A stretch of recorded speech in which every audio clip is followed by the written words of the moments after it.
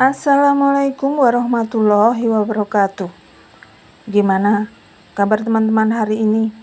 Sehat selalu kan? Alhamdulillah. Kembali lagi di channel Penabur Misteri. Untuk kali ini, aku akan membawakan sebuah cerita yang berjudul Musuh dalam Selimut, yang diambil dari akun Twitter Om Ras. Oke, nggak pakai lama, kita langsung ke ceritanya. Cus. Лети, бом, закрой глаза скорее. Кто-то ходит за окном и стучится. Berawal dari kasus KDRT yang dialami oleh Susan, yang membuat semua keluarga sampai ramai berkumpul untuk bermusyawarah dan memperjelas kronologinya. Berbagai macam pertanyaan ditujukan pada Wahyu, yakni suami dari Susan. Wahyu hanya terdiam ketika beberapa pihak keluarga mulai menyalahkannya. Namun ketika saudara ibunya Susan atau paman Susan hendak melayangkan tinjunya pada Wahyu, barulah lelaki itu mulai menceritakan apa yang sebenarnya terjadi. Kalian tahu bagaimana saya? Saya tidak pernah sekalipun menampar Susan sebelumnya. Tapi apa yang sudah dia lakukan di belakang saya itu benar-benar membuat darah saya mendidih, ujar Wahyu lantang. Memangnya apa yang sudah dia lakukan? Tanya paman Susan. Dulu dia sudah berselingkuh dengan ipar saya. Dan asal kalian tahu, kesalahannya itu sudah saya maafkan saat dia menangis-nangis memeluk kaki saya untuk meminta maaf. Saya maafkan dia karena saya berpikir perbuatannya itu adalah kesalahan saya yang jarang memperhatikannya. Rumah tangga saudara saya bahkan sampai bercerai karena hal itu. Saya bahkan dijauhi oleh saudara-saudara saya karena membela dia. Tapi semua itu sepertinya tidak membuatnya benar-benar sadar dan insaf atas kesalahannya. Karena ternyata dia kembali mengulang kesalahan yang sama. Dan kali ini dia sudah berselingkuh, bahkan tidur dengan ayah tiri saya. Dan saya pun sadar kalau ternyata perbuatannya itu bukan karena saya yang jarang memperhatikannya, tapi memang karena sudah sifatnya yang seperti anjing. Bayangkan saja, kurang perhatian apa lagi saya terhadapnya. Semua pekerjaan rumah saya yang kerjakan, mulai dari memasak, mencuci, dan lain-lain. Saya tidak biarkan dia kelelahan, dan setiap hari dia hanya main HP. Saya bebaskan dia berteman dengan siapapun. Saya berikan dia uang untuk pergi bersama teman-temannya. Bahkan makan pun saya yang menyuapi. Tapi balasannya apa? Dia malah berulang-ulang kali berselingkuh di belakang saya. Kira-kira hati laki-laki mana yang bisa sekuat saya? Keluarga Susan terdiam. Bahkan beberapa pihak yang tadi menyalahkan Wahyu tampak menunduk kepala. Plak! Bunyi tamparan yang sangat keras terdengar ketika semua orang terdiam.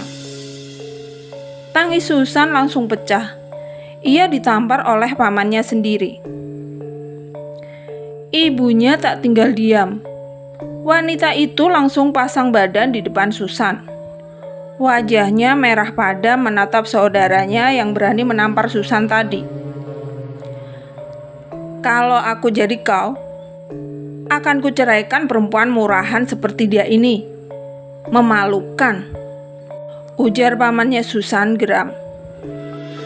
Perkataan sang paman itu didukung oleh 6 saudaranya yang lain, terkecuali ibunya Susan yang hanya bisa diam sembari menenangkan Susan yang masih menangisi sesenggukan.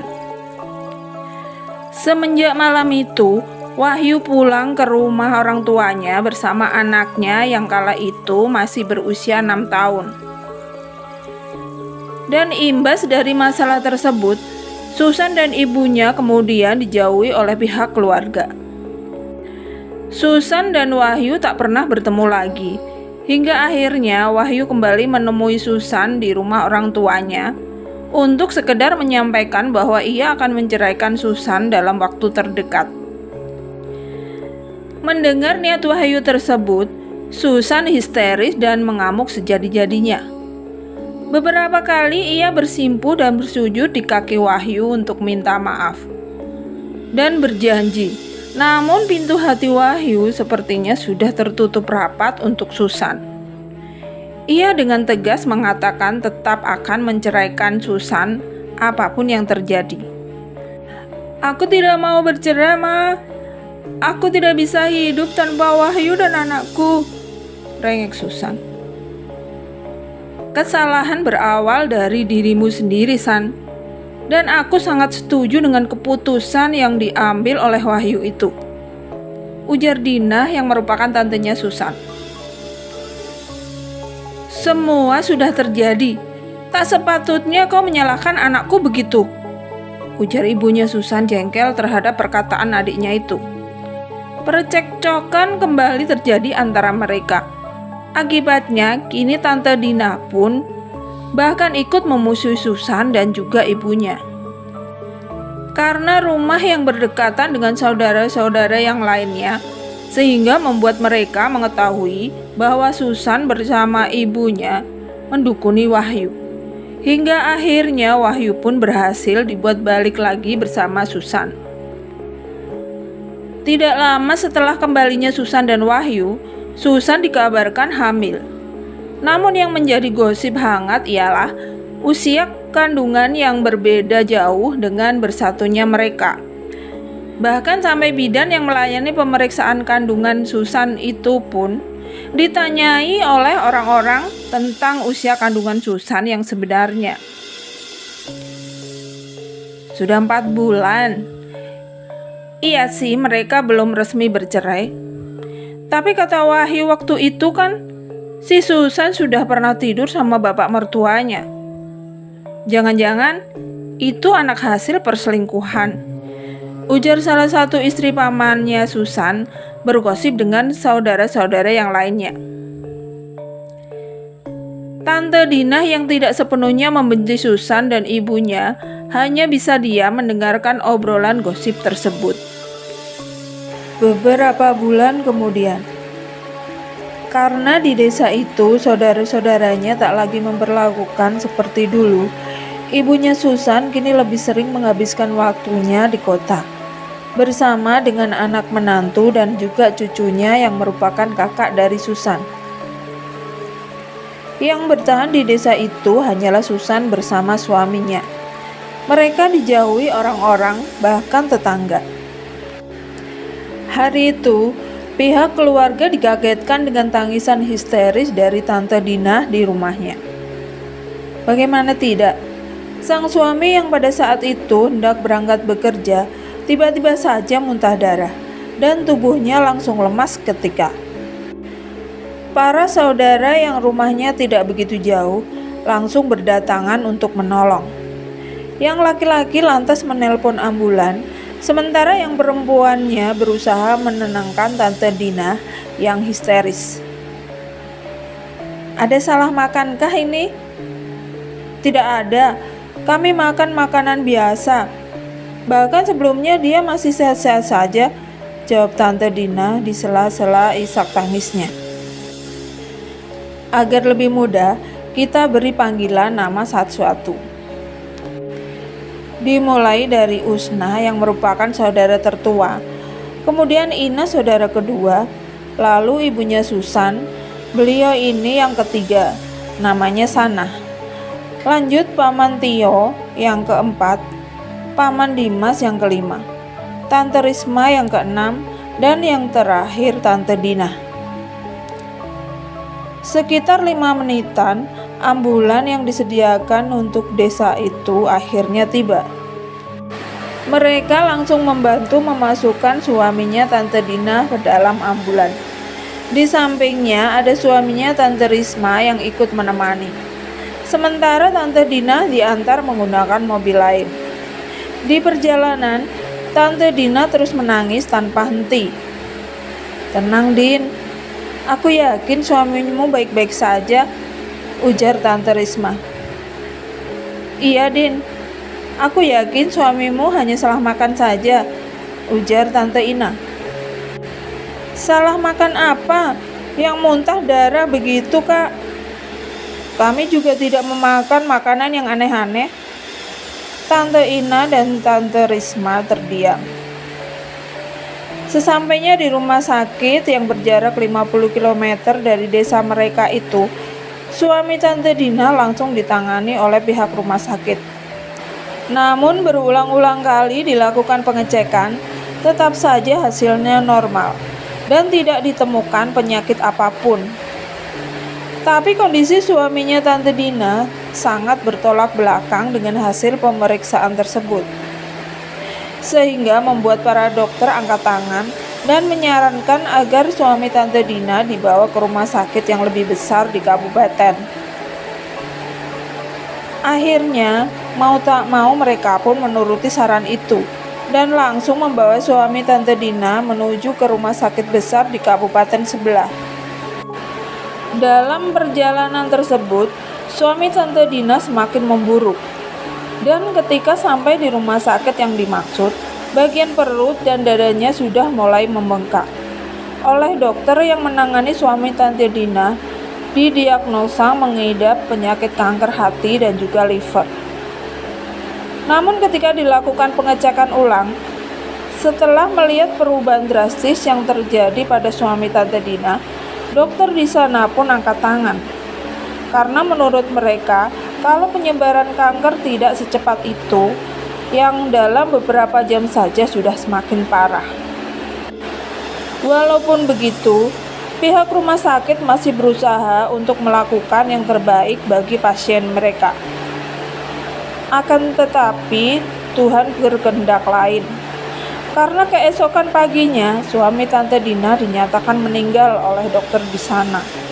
Dan yang lebih mengejutkan adalah ketika dokter menyampaikan hasil pemeriksaan terakhir yang mengatakan bahwa organ bagian dalam tubuh suami Tante Dina seperti hati, jantung dan lain-lain mengalami kerusakan, atau bisa dikatakan membusuk di dalam.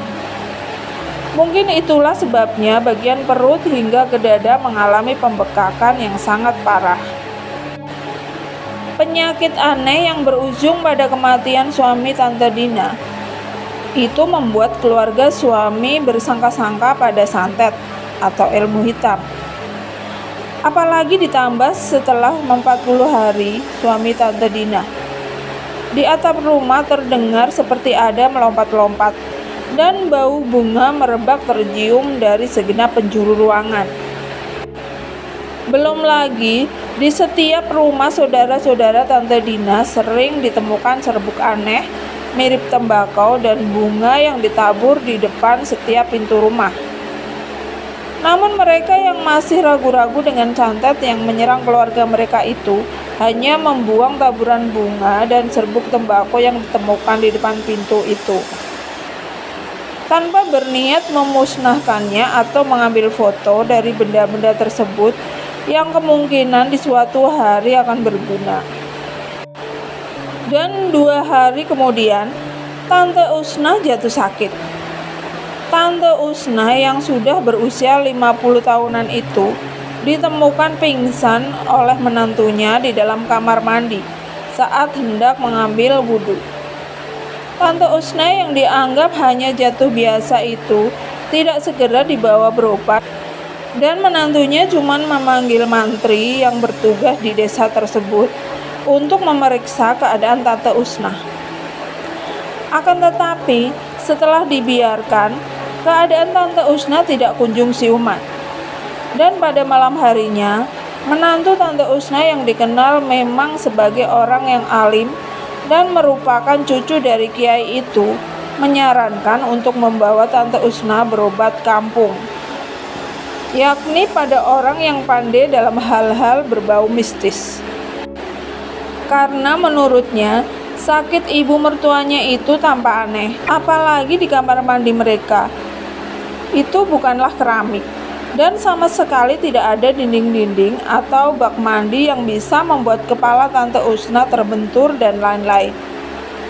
Karena kamar mandi tersebut hanya berdinding triplek, dan bak mandinya pun juga dari ember. Menurut mantri pun Tante Usna tidak kenapa-napa, hanya pingsan biasa. Bahkan Tante Usna juga tidak memiliki riwayat darah tinggi dan lain-lain. Oleh karena itu, anaknya Tante Usna pun menyetujui apa yang suaminya katakan. Dan malam itu juga menantu Tante Usna menjemput seseorang yang dikenal pintar mengobati orang yang mengalami sakit non-medis. Beliau adalah Ibu Jamatul, orang dari desa sebelah yang berjarak sekitar 20 km dari desa mereka. Beliau manggut-manggut setelah melihat keadaan Tante Usna. Memang kena kiriman orang ibumu ini, tapi masih bisa diobati kah? Untung masih baru, jadi belum terlambat kalau mau diobati. Malam itu juga Bu Jamatul melakukan pengobatan pada Tante Usna. Dan setelah proses terakhir, beliau meminumkan air yang sudah didoakan pada Tante Usna. Tidak berapa lama, Tante Usna siuman. Beliau mengeluhkan panas dan sesak di bagian dada yang langsung ditenangkan oleh Bu Jamatul. Memang seperti itu, Dek. Ini ilmu orang Dayak. Ilmu itu menyerang bagian organ dalam tubuh kita. Kalau terlambat dan dibiarkan, hati dan jantungmu bisa rusak. Tapi kira-kira siapa yang mengirimkan santet-santet seperti itu pada ibu saya?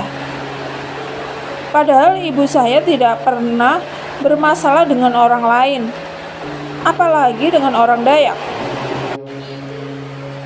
Kurasa ini kiriman berantai. Siapa yang lemah bulu atau berdarah manis, dialah yang kena. Dan aku rasa ini sudah yang kedua kalinya. Hanya saja yang pertama itu salah tujuan.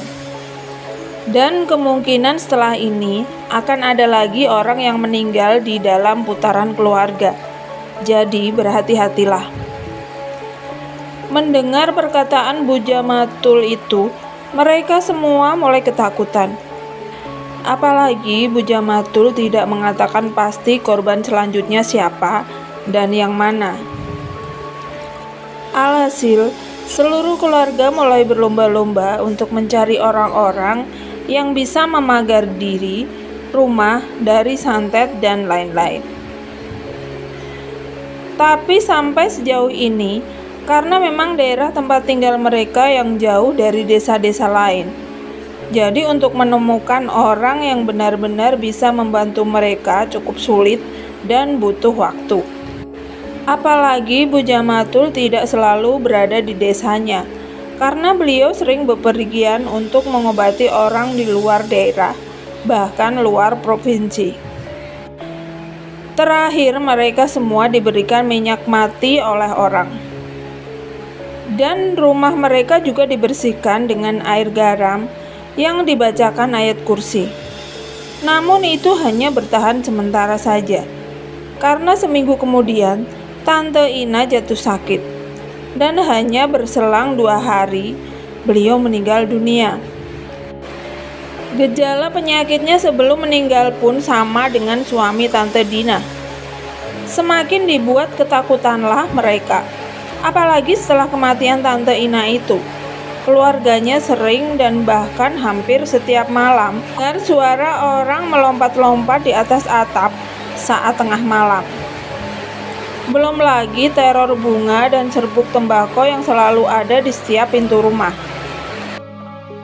Malam itu, korban kembali jatuh, yakni Paman Tio. Beliau pada saat itu sedang bersiap-siap pulang kerja mendadak jatuh pingsan saat akan menghidupkan motornya. Akibatnya sebelah kaki Paman Tio tertimpa motor. Orang-orang di sekitar situ tentu saja membantu dengan cepat. Mereka langsung membawa Paman Tio ke ruang medis, khusus karyawan di sana.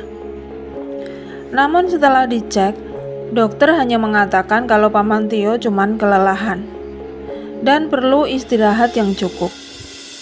Tapi anehnya, setelah 2 jam berada di ruangan itu, beliau tak kunjung siuman. Akhirnya oleh pihak perusahaan tempat Paman Tio bekerja, beliau diantar pulang dengan menggunakan ambulan. Tentu saja kedatangan ambulan tersebut membuat hati keluarganya menjadi tidak tenang. Terlebih lagi begitu mereka tahu siapa yang diantar oleh ambulan tersebut. Histeris suara tangis istri Paman Tio melihat suaminya yang akan diangkat masuk ke dalam rumah. "Tenang Bu, Pak Tio tidak apa-apa. Beliau hanya kelelahan," ujar petugas yang mengantar. Tapi penjelasan petugas itu tidak membuat istri Paman Tio tenang, karena dia tahu suaminya itu bukan karena kelelahan. Tolong jemput Bu Jumatul untuk mengobati suamiku. Kau tahu kan, suamiku itu tulang punggung kami. Aku tidak tahu bagaimana aku bisa menghidupi anak-anakku kalau suamiku sampai kenapa-napa. Isak tangis istri Paman Tio meminta bantuan pada menantu Tante Usna. "Saya akan ke rumah beliau, tapi saya juga tidak tahu beliau ada atau tidak di rumahnya. Karena terakhir kali saya ke sana, beliau masih di Kabupaten B, dan katanya setengah bulan baru pulang." Beruntung sekali karena rupanya Bu Jumatul sudah pulang dan saat menantu Tante Usna datang, Bu Jumatul tengah beristirahat di kamarnya. "Jadi kalian belum juga mendapatkan orang yang bisa?" tanya Bu Jumatul. "Tidak gampang Bu, sudah beberapa orang yang kami datangkan. Tapi tetap saja gangguan dan kiriman itu ada. Bahkan Tante Ina sudah meninggal karenanya." Bu Jumatul menarik nafas panjang. Dukun yang mengirimkan penyakit ini luar biasa tinggi ilmunya. Jika bukan orang yang benar-benar tepat, maka akan sulit melawannya. Jika bukan orang yang benar-benar tepat, maka akan sangat sulit melawannya.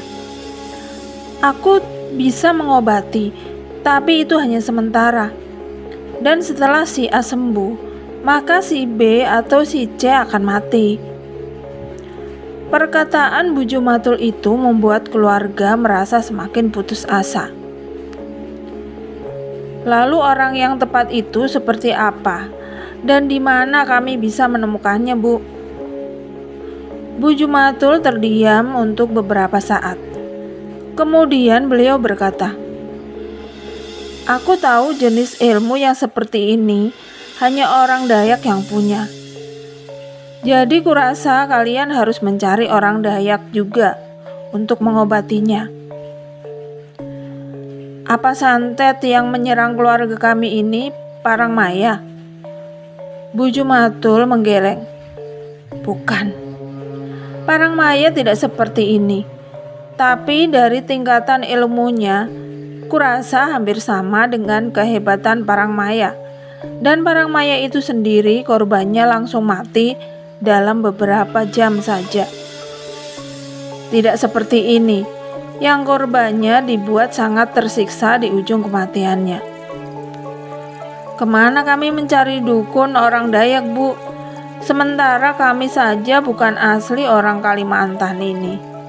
Bagaimana mungkin kami tahu di daerah mana ada dukun-dukun Dayak itu berada?" "Aku punya kenalan orang Kalimantan Tengah, tepatnya di Puruk Cau. Tapi dia ini bukan dukun. Tetapi kurasa sedikit banyaknya dia tahu tentang beberapa dukun yang ada di daerahnya. Kalau kalian mau, aku masih menyimpan kontaknya, ujar Bu Jumatul seraya mengeluarkan HP Nokia jangkrik keluaran lama dari dalam tas. Nah, kau cari saja, namanya si Anu, ujar Bu Jumatul menyerahkan HP-nya.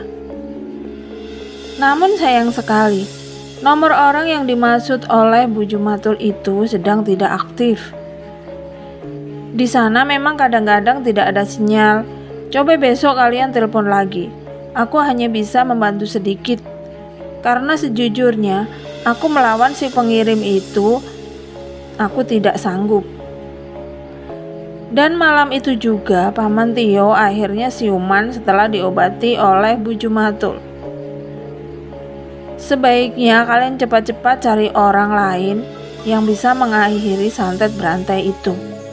Karena setelah ini akan ada yang meninggal lagi di antara kalian. Pesan Bu Jumatul sebelum pulang. Siapa kira-kira orang yang tega pada keluarga kita? Tanya Tante Dina. Semuanya terdiam. Mereka tak ada yang tahu. Apa mungkin kalau si Sana? Tanya istri Paman Dias. Mendengar nama itu, mereka seketika saling berpandangan. Tapi aku rasa itu tidak mungkin. Karena aku tahu Sana tidak akan setiga itu pada kita yang masih saudara-saudaranya, ujar Tante Dina membela Sana. Bisa saja, karena pada waktu itu si Tio menampar Susan kan? Kalian sendiri melihat bagaimana raut wajah Sana menatap Tio waktu itu. Dan setelah kejadian tersebut, kita semua memusuhinya, ujar istri Tante Dimas. Tidak mungkin. Saudara mana yang di dunia ini yang tega terhadap saudaranya sendiri? Tidak mungkin. Saudara mana di dunia ini yang tega terhadap saudaranya sendiri? Bahkan binatang pun tidak seperti itu, ujar Tante Dina tetap bersikukuh membela Sana.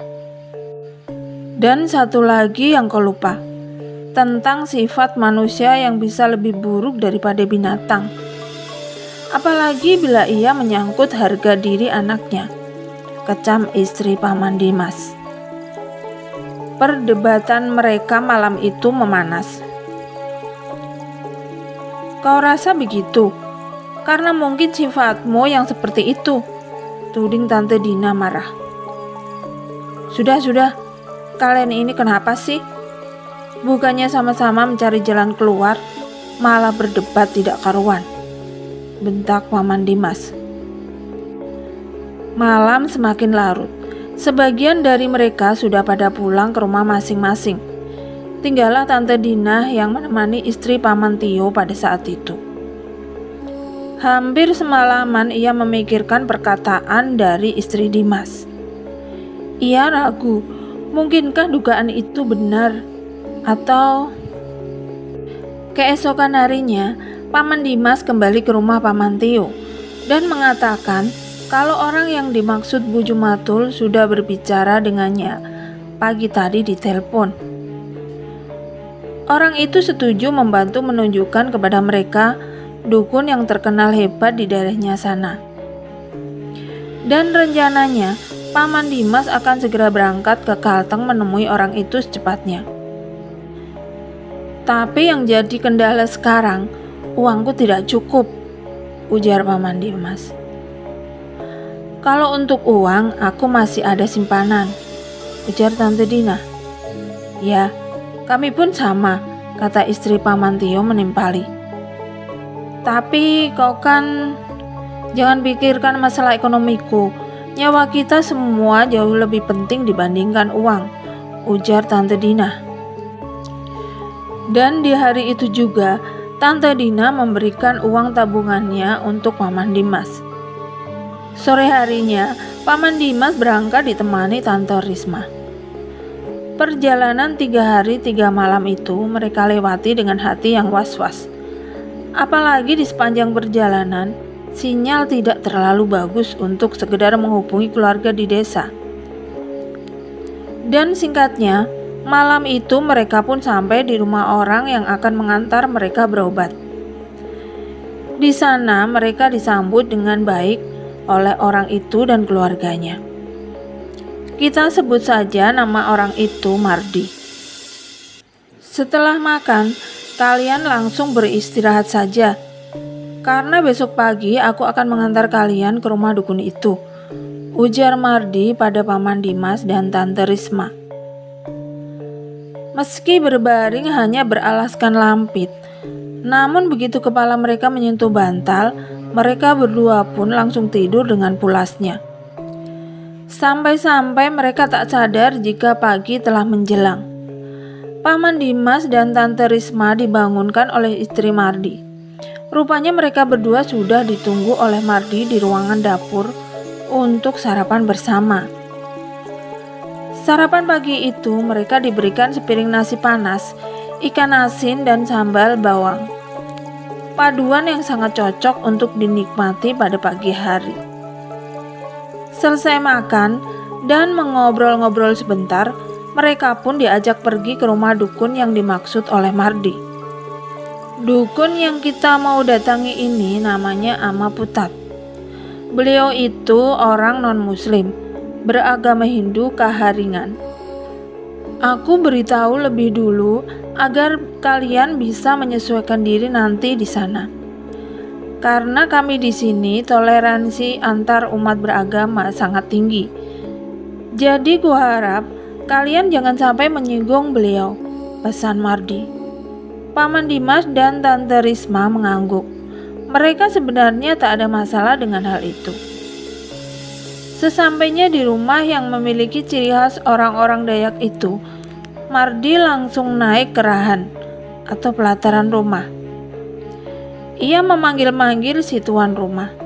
Tidak berapa lama, keluarlah seorang perempuan parubaya yang mengenakan baju tidur lengan pendek. "Amanya ada?" tanya Mardi. "Amamu menuri di seberang sana," jawab istri Ama Putat. Gigi-giginya tampak menghitam karena keseringan menyimpa atau menyirih.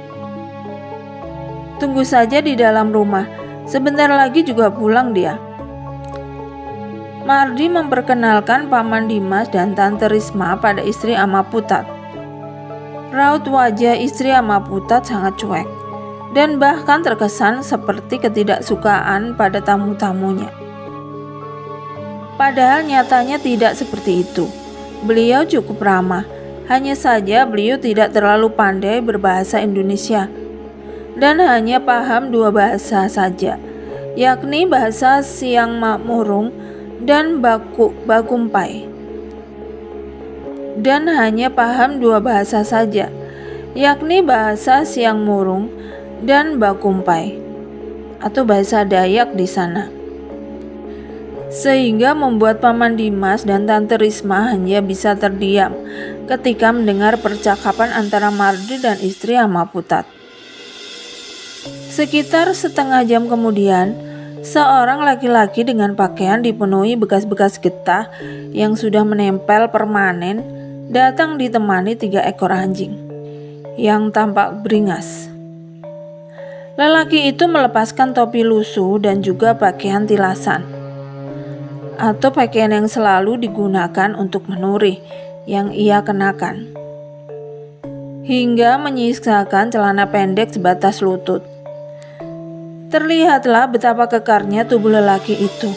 Walau usianya sudah tua, rambutnya pun sudah botak sebagian. Warna rambut dan jenggotnya saja sudah memutih semua. Tidak berapa lama, beliau masuk ke dalam rumah dengan sudah mengenakan pakaian. Beliau menyapa ramah pada tamu-tamunya, dan saat menatap Tante Risma, alis Ama Putat mengerut, seperti sedang melihat sesuatu yang aneh pada diri Tante Risma. "Kenapa, Paman?" tanya Mardi pada Ama Putat. Aku pernah melihat dia dalam mimpiku, jawab Amaputat dalam bahasa Dayak. Aku pernah melihat dia di dalam mimpiku, jawab Amaputat dalam bahasa Dayak Bakumpai yang merupakan bahasa asli Mardi. Mardi tampak kaget, lalu ikutan menatap wajah Tante Risma yang langsung ketakutan karena ia sama sekali tidak paham dengan bahasa tersebut. Kenapa? Tanya Tante Risma. Kata ama ini, beliau pernah melihatmu dalam mimpinya, ujar Mardi. Takut dia itu, tegur istri Amaputat pada suaminya yang terus saja menatap Tante Risma. Dalam mimpiku, kau memakai baju warna putih dan sedang dikejar-kejar oleh seekor anjing hitam besar yang di mulutnya terdapat sebuah pedang panjang. Lalu kau berlari dan mendatangiku yang pada saat itu sedang berada di sebuah sungai. Oleh anjing-anjingku, anjing yang mengejarmu itu dihajar hingga mati. Dan pedangnya kulempar kemudian menghilang. Setelah kau kusuruh menyelam ke dalam sungai, lalu warna bajumu langsung berubah, cerita Amaputat. Artinya mah? Tanya Paman Dimas. Anjing hitam berarti penyakit, dan pedang di mulutnya itu menandakan bahwa penyakit itu adalah santet. Benar, Ma. Keluarga saya sekarang memang sedang tidak baik-baik saja. Satu persatu saudara kami meninggal dunia. Kata orang yang mengobati kami, ini sejenis santet berantai yang dimiliki orang Dayak. Dan santet itu bisa membunuh habis keluarga kami. Karena kalau diobati satu, maka akan ada satu lagi yang meninggal. Begitu seterusnya.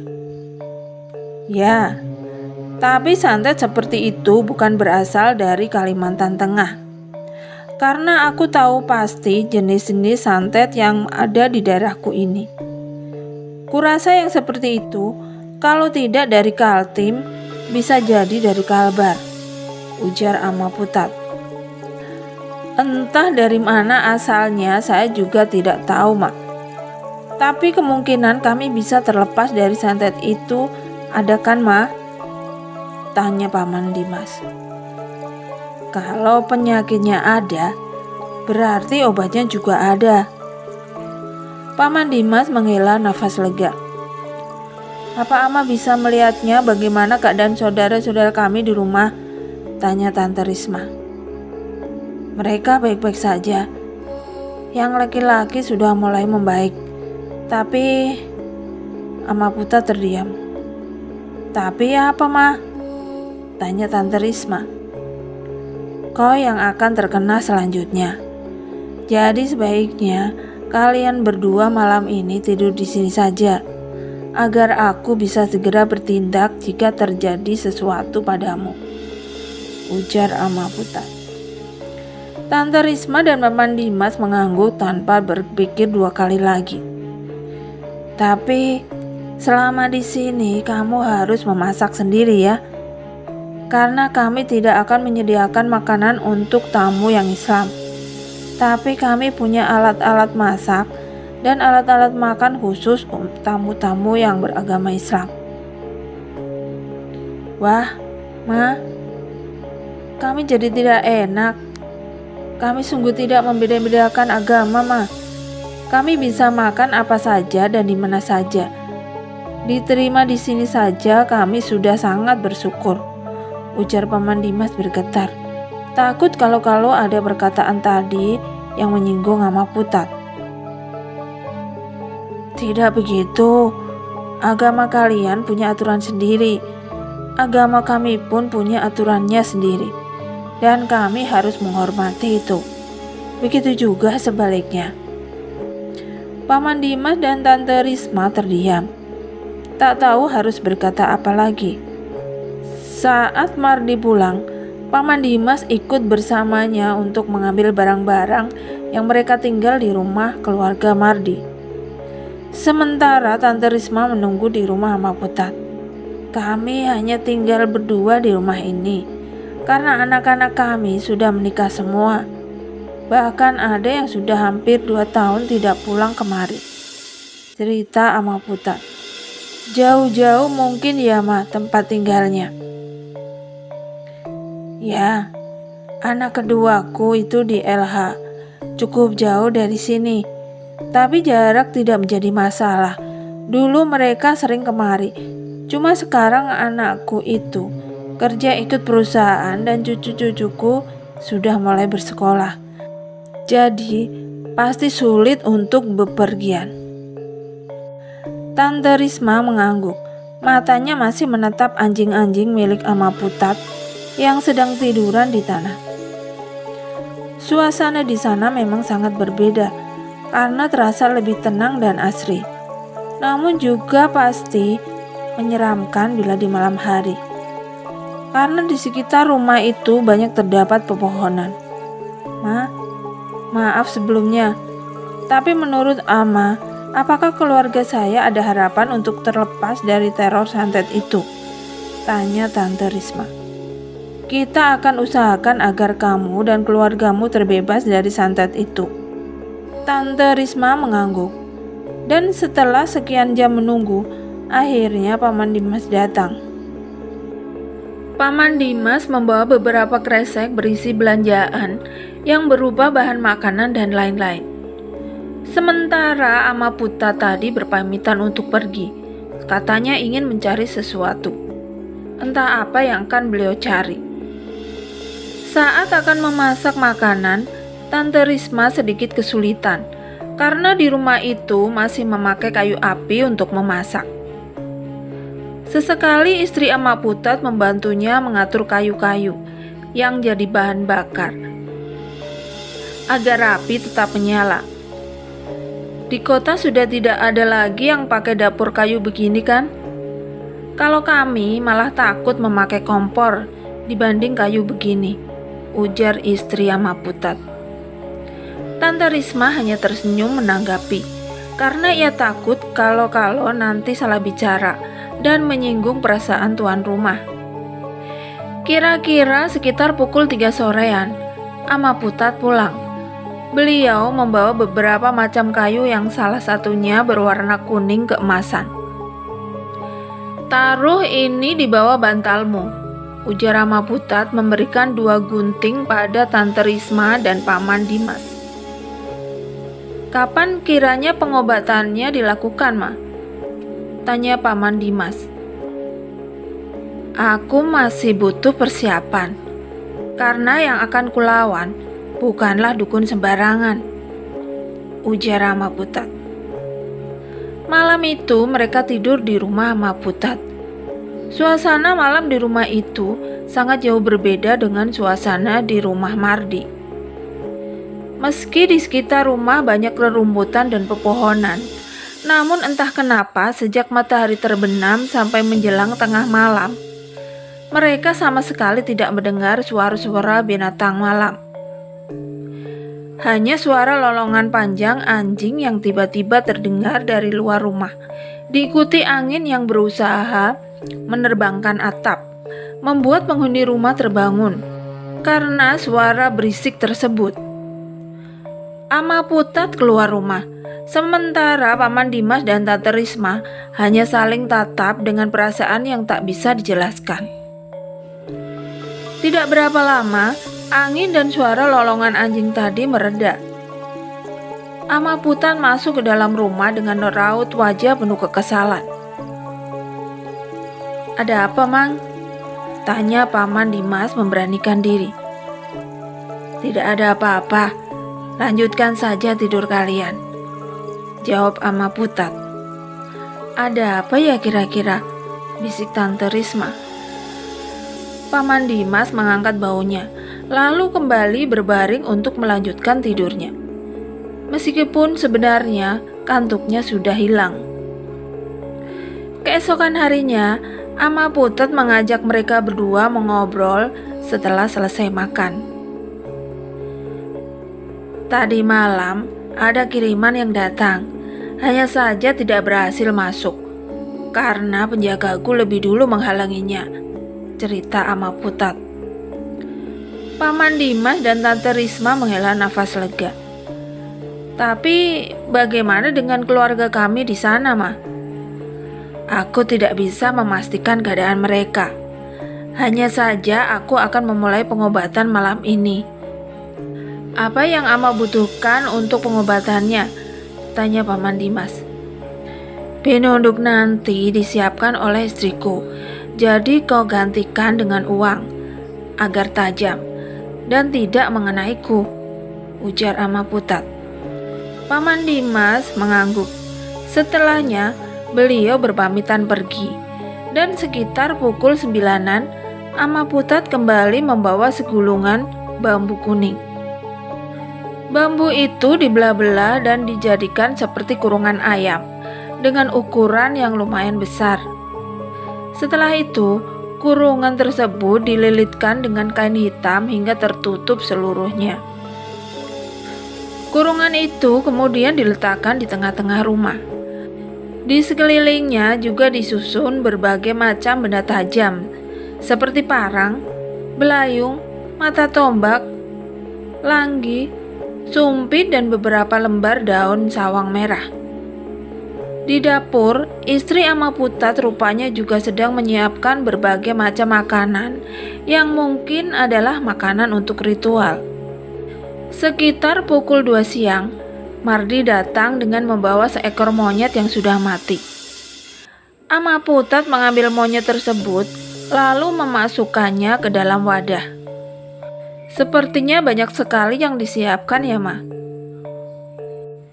Iya, karena banyak juga yang akan dipanggil malam ini, jawab Ama Putat. Sepulangnya Mardi, Ama Putat mengambil monyet tadi dan memenggal kepalanya. Kepala monyet itu ditancapkan pada kayu ulin yang lancip di bagian ujungnya. Dan usus monyet tersebut dililitkan pada kayu yang sudah ditancapkan kepala monyet itu. Bahkan Tante Risma dibuat muntah karena menyaksikan apa yang dilakukan Ama Putat.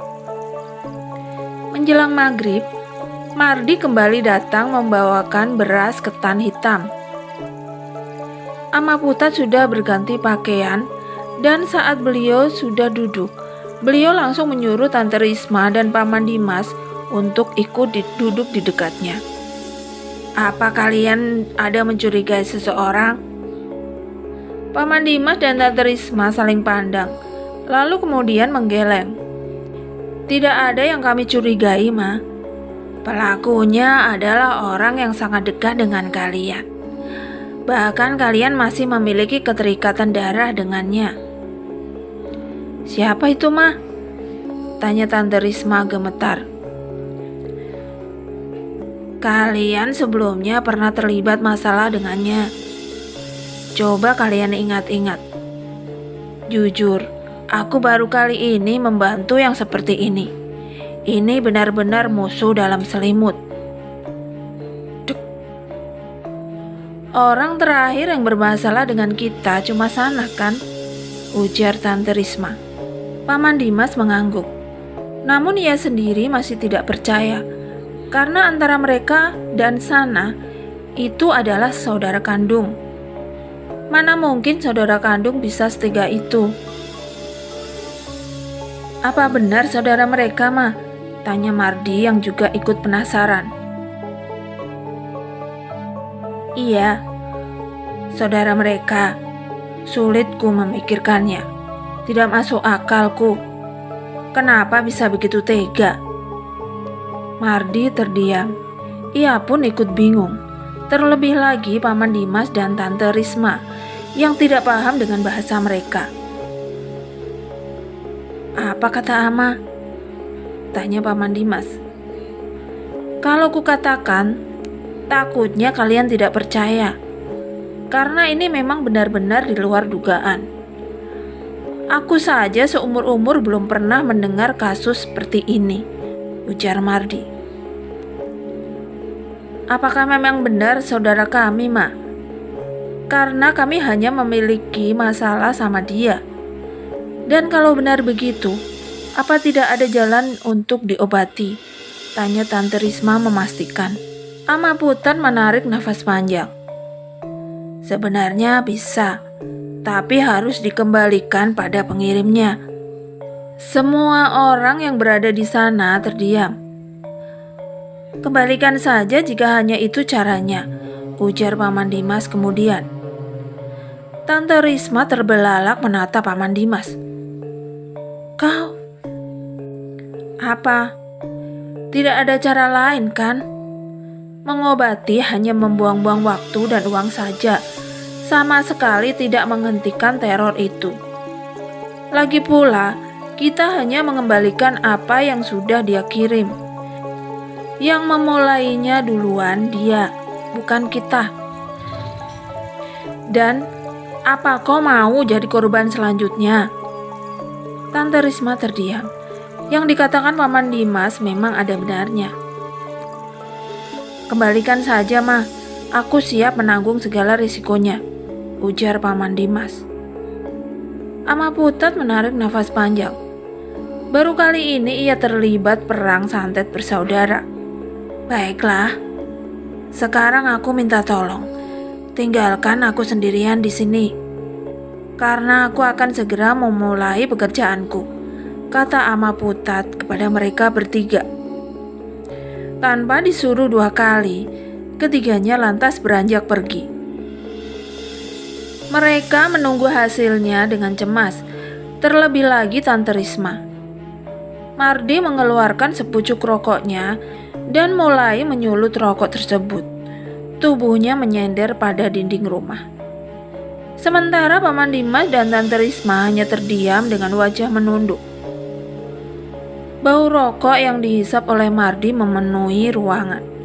Namun tiba-tiba tercium bau yang lebih menyengat dari asap rokok. Bau itu mirip seperti bau rambut yang terbakar. Suasana yang sebelumnya sepi, kini mendadak ramai oleh gonggongan anjing milik Aman Putat. Shh. Jangan bertanya apa-apa, potong Mardi cepat. Bau rambut terbakar yang menyengat itu kini memudar dan langsung berganti bau kencur. Tante Risma menutup mulutnya agar tak menegur bau-bauan itu. Karena bau-bauan yang entah dari mana datangnya itu silih berganti tercium oleh mereka bertiga. Suara gonggongan anjing masih terdengar bersaut-sautan. Dan tiba-tiba saja rumah terasa bergoyang, diikuti suara seperti ada yang melompat-lompat di atas atap. Membuat Tante Risma langsung merapatkan tubuhnya pada Paman Dimas yang sedang mengedarkan pandangannya ke arah langit-langit rumah. Apa pekerjaanmu di sana? Tanya Mardi berbasa-basi memulai percakapan. Aku bekerja di perusahaan yang gajinya tidak seberapa dan malah sering terlambat mereka bayarkan, ujar Paman Dimas. Mardi tersenyum. Itulah kenapa aku malas hendak bekerja di perusahaan dan lebih memilih bekerja serabutan yang hasil uangnya pasti, ujar Mardi. Kulihat di sepanjang jalan menuju kemari banyak perusahaan batu bara. Tentu gajinya besar. Ya, tapi sebanyak apapun perusahaan di daerah Kalteng ini, aku tetap tak akan bisa masuk. Sebab aku tidak mempunyai ijazah. Yang aku punya hanya skill. Tapi skill saja tak ada artinya bagi perusahaan. Karena yang mereka cari adalah orang-orang pintar yang memiliki ijazah lulusan sekolah tinggi, ujar Mardi. Reot. Brak. Mardi menempelkan jari telunjuk pada bibirnya, mengisyaratkan kedua kakak beradik itu agar diam dan tidak bertanya apa-apa tentang asal-usul suara tersebut. Tidak lama, suara itu menghilang diiringi dengan berhentinya suara gonggongan anjing milik Ama Putat. Kurasa aku akan menginap di sini malam ini, ujar Mardi kembali membuka percakapan. Ya, sebaiknya memang begitu, jawab Paman Dimas. 3 jam lamanya mereka menunggu dan tanpa mengetahui apa yang sedang Amaputat lakukan. "Mardi, suruh mereka berdoa kemari," ujar suara Amaputat. "Kalian dengar?" Paman Dimas dan Tante Risma mengangguk. Mereka bertiga lantas bergegas menghampiri Amaputat. Lelaki itu duduk sambil membetulkan benda-benda yang berada di hadapannya. "Masuklah ke dalam pagar bambu berkain hitam itu." Pagar? Tapi ini lebih mirip kurungan ayam dibandingkan dengan pagar, batin Paman Dimas. Tanpa banyak bertanya, Tante Risma langsung mendahului Paman Dimas untuk masuk ke dalam kurungan tersebut. Di dalam sana gelap dan pengap. Mereka berdua duduk saling berhadapan dan berdesak-desakan. "Mardi, tolong ambilkan ayam kampung yang ada di dapur," suruh Amaputat. Terdengar suara langkah yang meninggalkan ruangan itu. Tentu saja itu langkah kaki Mardi. Namun mereka dibuat terkejut kala mendengar suara orang lain yang tengah berbicara dengan Amaputat. Dan mereka yakin pemilik suara itu bukanlah Mardi. Ketika Mardi datang membawa ayam yang terus mengeok, suara lawan bicara Amaputat tadi menghilang seketika. Paman Dimas menatap Tante Risma dalam kegelapan tersebut. Yang mereka berdua rasakan adalah suasana di sana semakin aneh saja. Keringat dingin mulai membanjiri keduanya. Oksigen pun mulai terasa menipis. Entah apa yang dilakukan Amaputat, tapi yang pasti ayam tadi mengeluarkan suara seperti kesakitan. Benda-benda tajam yang mengelilingi kurungan itu kini menimbulkan suara mirip seperti digesek-gesekkan pada lantai. Amaputat mendekat dan entah apa yang ia katakan saat mengelilingi kurungan tersebut. Namun yang pasti kepala keduanya mulai terasa pusing. Langkah kaki Amaputat terasa semakin cepat dan semakin recap. Malah mereka berdua merasa kalau kaki itu tidak hanya dari satu orang, melainkan dari beberapa orang yang kadang-kadang menghilang dan muncul tiba-tiba mengikuti gerakan Amaputat. Tidak lama kemudian, Amaputat berhenti dan seperti ada sesuatu yang cair ia siramkan ke atas kurungan tersebut. "Keluarlah, keluarlah," ujarnya. "Apa itu tadi, Ma? Yang Ama siramkan?" tanya Paman Dimas. "Hanya air biasa," jawab Amaputat terlihat kurang senang ditanya seperti itu. "Bagaimana, Ma?" tanya Paman Dimas tanpa memperdulikan raut wajah Amaputat. "Sudah selesai. Aku melakukan seperti apa yang kau pilih tadi." "Berarti santet itu sudah tidak lagi berlaku pada kami, kan?" Amaputat mengangguk. "Hanya saja, ku minta pada kalian, jangan pernah menyesal dengan pilihan yang sudah kalian pilih itu," ujar Amaputat.